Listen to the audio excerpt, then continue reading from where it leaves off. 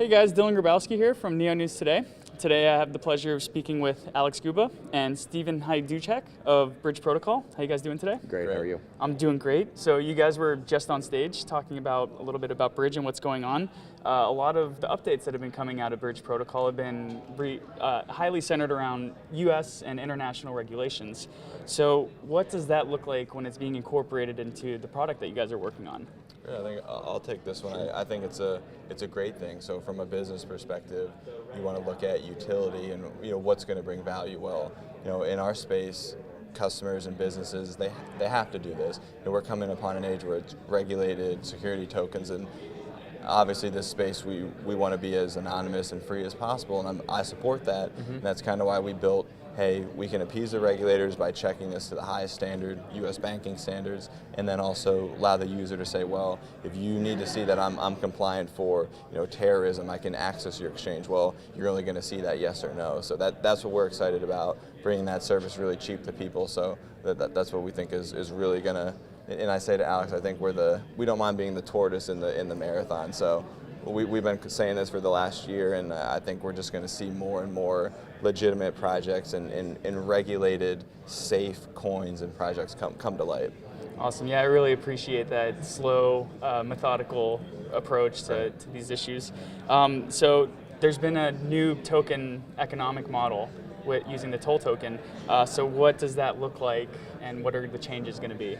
You want to take this one? I believe he's talking about the token economics, right? Okay, yes. Sure. I'll cover it then. So what we will announce here with you guys, and I wanted to make sure it was definitely with Neo News, is that we're doing a new token. So in accordance to the NEP8 standard, in accordance to the aim of more decentralization, as Alex announced on stage today, we're open sourcing all of our work for the last year and a half on Bridge. So this will be useful for the community, and now we're actually going to burn about 60% of our company tokens. So that will put us around roughly 220 million. The community was sold about 240, so they'll have more than us. It gives them that stake of decentralization. So we're really excited about that, and I think the community will be excited as well. Very cool. Thanks for sharing that with us. Yeah. Do we have a new ticker symbol for the new token? We're going to be pretty simple. We said we'll call it Bridge, BRDG, so awesome. won't confuse people and keep it clean. Yeah, that's really cool. Thanks for sharing that with us.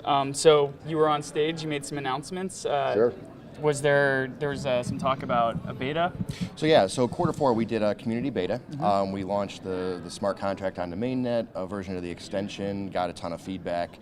Had over 100 community participants go through the end-to-end process to verify their real-world identity into the digital claim set, and it went really, really well, and it gave us great feedback into where we wanted to take the product next and what refinements we wanted to make for the launch. And so, speaking of the launch, yep. What do we have an idea of when that's going to be? So March 2019, we're going to be launching.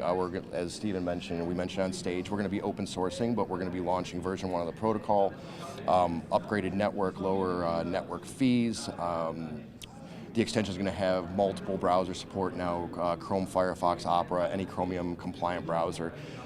Just lots of community extensions, and really just getting it out there and letting the community have the open source aspect of it, integrate the SDK, get their websites and DApps integrating this platform. So speaking of a beta launch, you're also working on a new service. Could you tell us a little bit about Project Abra? So yeah, so we just announced Project Abra on stage, and when you're talking about the Bridge Protocol network and the verification providers, in trying to find a provider for the network, we couldn't find a partner that really could provide the service as well, up to our standards and cost metric we were looking for.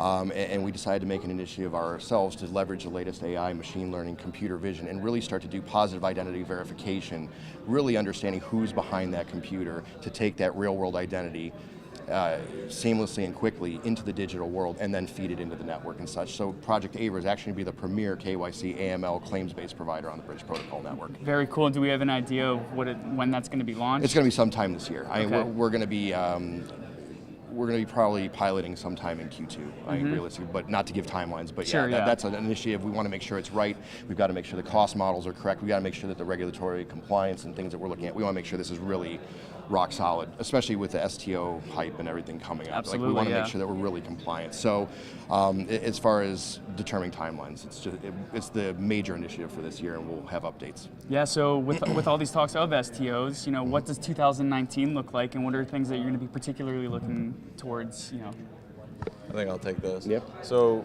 I think we're just in a space where now I think it's like Indiegogo and Kickstarter now. The speculators are gone. The true tech believers are here.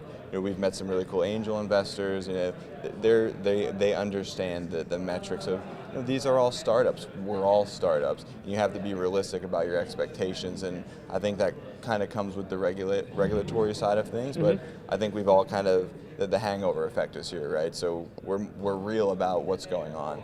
And I think with SDOs, I think we're going to see legitimate projects and businesses and execs from other cool projects or companies come in and say, we can do this just like we saw with Abra. Well, we were buying this service, and now I can undercut them by half and do it better. Well, let's get a Indiegogo crowdfund, Reggae, or whatever you want to use. Absolutely. But in terms of KYC, I think, like I mentioned, you see these wallet providers and like Parity and them are now saying, hey, guys, we're probably going to have to do KYC. And for us, it's good because more customers, but as long as we can onboard them at a low cost, appease the community and say, hey, we're not going to store your info, you'll control this, I think that's a really cool value added for these security tokens and wallets and platforms. So I think that's what we'll see.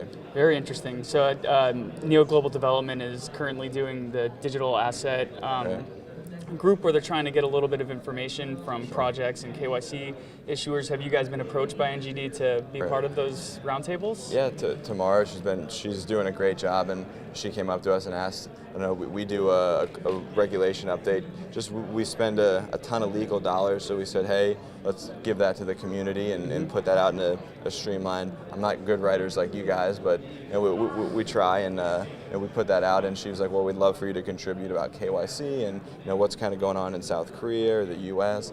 We spend a lot of time there, frankly. So we're happy to be part of that and help with that group as well. Absolutely, and it's great that you're talking about giving back to the community. Recently, you guys decided that you're going to do some open sourcing. So what is that going to look like? So really for this to propagate, we're open sourcing the SDK, we're open sourcing the extension, we're open sourcing our integration, microservices and containers, just really to let the community start to really get deep into integrating. If they have ideas on how we can extend this, different platforms, just really get the community involved, helping with the code, just open sourcing in the true spirit of kind of the space we're in. Yeah, that's awesome. Yeah. Blockchain deserves that. Yeah, Neo's been good to us, and it's been that business, economic friendly, and compliant. We hear that word a lot. DAS says that word a lot, and we really wanted to further that. So by giving people a tool that's open source and pretty much free, the network fees are very low. We hope that will foster that adoption and foster the compliance. Absolutely. We've covered a lot of great things in this interview. Is there anything else that you guys want to talk about that we might not have discussed? I think you've covered a lot, right? Yeah. Well, we hope everybody enjoyed it and Absolutely. the live stream. And if you missed it, go check out a Seattle hot dog with the cream cheese. It's the new thing here, so it was pretty good. It was a first for me. Yeah. So if people want to reach out to you or learn a little bit more about the project, what's the best way that they can get in contact with you? All over social, bridgeprotocol.io, Telegram, Reddit. Full guys are always ready to help, and if you want to be part of our test group or you want to get access to the extension, please reach out and we're happy to help. Awesome. Thanks for taking the time to come chat with us thanks today. so much. Fantastic, thanks. You can find more information about the interviews that we've conducted and more of our coverage here at DevCon 2019 at neonewstoday.com or on our handles at Twitter and YouTube. And so I just wanted to thank you guys again one more time for chatting with us. Great, Thanks, guys. Dylan. Thanks for the great work.